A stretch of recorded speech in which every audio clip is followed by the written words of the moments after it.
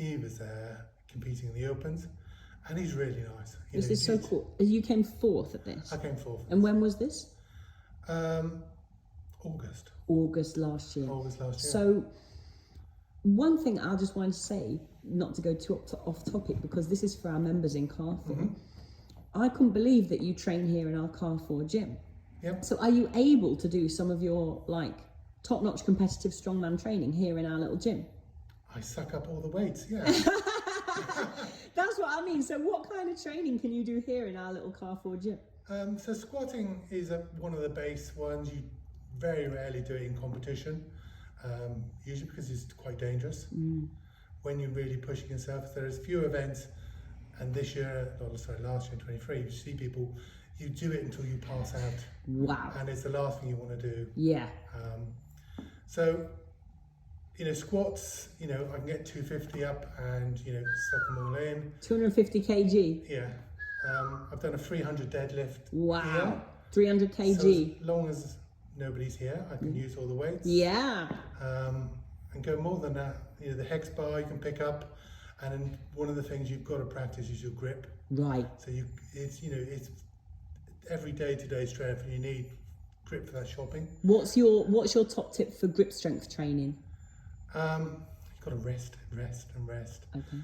I'd love to do it every day, but it's things like when you're doing deadlifts, you pick it up and you've just got to hold it there for as long as possible. Right.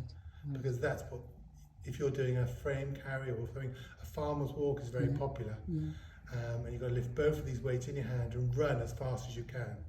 And you're expected to have between 100 and 140 kilograms in each hand. Wow. So you've got to run as fast as you can. So you're just practicing grip by picking things up. And learning to overcome the forearm pump, the inevitable forearm pump, right? Yeah, it just gets really painful, and then you have to close your eyes and carry on And dig deep for as long as possible. So a lot of it I can do here. This is incredible. So what is on the horizon? What's next competitively for you? So I got to get to my first World Championships, which were in West Virginia. In America? In America. When was that? Beginning of December. Wow. Beginning of December 2023. Yep. And pretty much every strongman was in America was there. And it was a really good experience. And you get to see, the events then get very technical. It's not just a case of picking something up, running with it. You have multiple sort of exercises in each event. So you do one and then another and then another. And so there's a lot of training to get that far. So, you get to see the real camaraderie. So Mitchell Hooper is the strongest man in the world. He's Canadian. He was there because he had a stall and he was selling his t-shirts and stuff from his own brands, doing photo sessions, and I think he was chatting generally. So went up to him right at the beginning. He's so friendly, it's unbelievable. And then they were understaffed, so you need people to move weights around between every event. Right. And every time someone does something, they leave it at the other end of the hall, so they have to rush out, get the weights, move them all back to the hall. They weren't getting fast enough. So a few of the sort of professionals, Mitchell Hooper included, helped out for 3 days. That's so moving amazing. The weights about. They just rolled up their sleeves and got on with it. Yeah. I love that. That's his cardio sorted for the month, I guess. Yeah, 100%. So hopefully they're changing the UK ones this time, and I'm so fortunate to be able to go in and do these sort of large 5,000 seater stadium events in front of all these people. It's on the internet, and family now have filmed and be doing all of this. I'm so fortunate to be able to do it, and it's such a step up from the car park events, which are lovely. And do you feel that your life has changed? Has your fitness and health changed from being a part of this sport? I'm a lot more in tune with my health than I was previously. It's a battle, it really is. It's trying to balance doing weight training to doing cardio stuff, and then realising. So I think last year when I started doing this, I wanted to lose a bit of weight, and I did.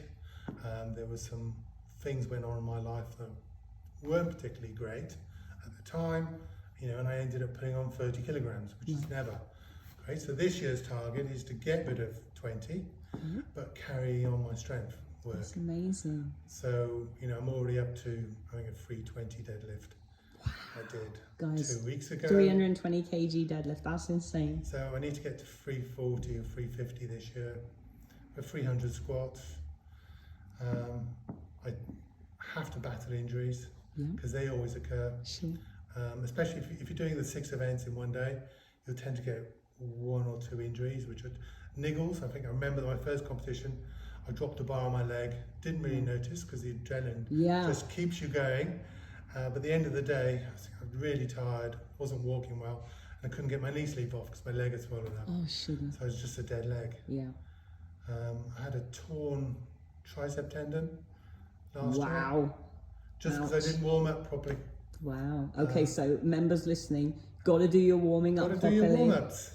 So let me ask you this, a few things. One, do you have a job or is this your full-time job, competing? No, I'm an accountant. Wow, so you've had to fit this around your job, right? Yeah, I learned really early on in my life. I think I was in my 20s. I'm really fortunate. I love training, and I probably love training more than the stuff I do. Right. The stuff I've done, whether it's been rugby or cycling or doing this, when you actually get down to that single day, it's really stressful. I think you have to cope with that stress, but I enjoy it. But I also enjoy the training, so I will never miss a training day. And having worked in an office all my life as well, I met a bloke called Brian Williams when I was, 22? And he just dragged me off my desk, and every lunchtime said, right, come on, we're walking. And then we ended up jogging and then running, and then we go to the gym. And it's actually just a great reset for the day. Yes. Knowing that at lunch I'm going to go do something. Right. Yes. And so I've always moved around gyms a bit because I picked a gym that's closest to where I worked. Yes, I'm just exactly the same So myself. I can't waste 10 minutes walking if I can do it a bit quicker. Sure thing. Now tell me, are you a local guy? Have you always lived here in Jersey? I moved over here from university, so I've lived here 30 years. Okay. So you're a local guy. And are you going to continue doing some of your training here in our Carrefour gym? Yeah. Amazing. I noticed you've got bigger bags, so I might even attractively lift one. Yeah! We got, what, you mean those new sandbags? Yeah. Yeah, they just came the other day. The 30 kg is the biggest one. That's been nothing to you. Throw it above your head, that. Yeah, I've got 100 one at home. I can bring Oh, wow. Yes, please do. And listen, 2 things. One, I think it's really good for our members to know that they are training around someone as competitive and as experienced as you. So if somebody did have some questions maybe about deadlifts and things, would you be happy to share some of your knowledge with them?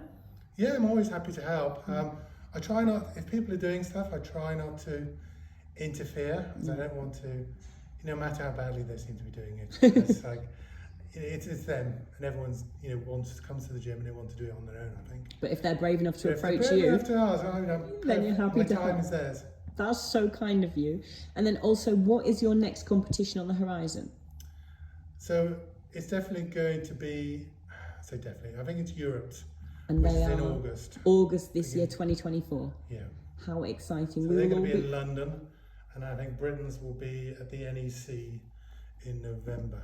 Okay, so we're all going to be behind you. You've got to keep us posted so that we can cheer you along. And thank you so much. Also, you brought your belt with you. Who assigned this belt? Oh, this is my belt, my deadlift belt. So this is Mark Felix signed it first. Okay. I've competed with him a few times. Wow. He's really good. He's really good at what he does, but he's a really nice bloke. And you see the professionals come along and they do this, and they bring their physio. So his physio was always kind to me and was helping me out as well. So that was great. I've known him for quite some time. Bill Kazmaier. So he's a man from the 70s. American, massively strong man. And he was giving us a few pointers of the day. And then we got Magnus Magnusson, 4 times world's strongest man. He was a judge. Oh, that's so cool. Again, he's really helpful, friendly, slightly Icelandic, which they all are.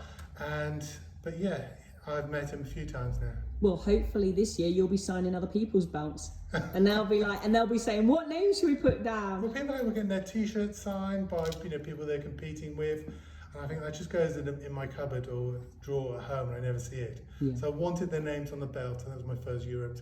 So I use this every time I train. That's so cool. Well, thank you so much for choosing our gym to train at, and please keep us posted with all that you're going to get up to. Okay. Thank you. Bye bye. All right.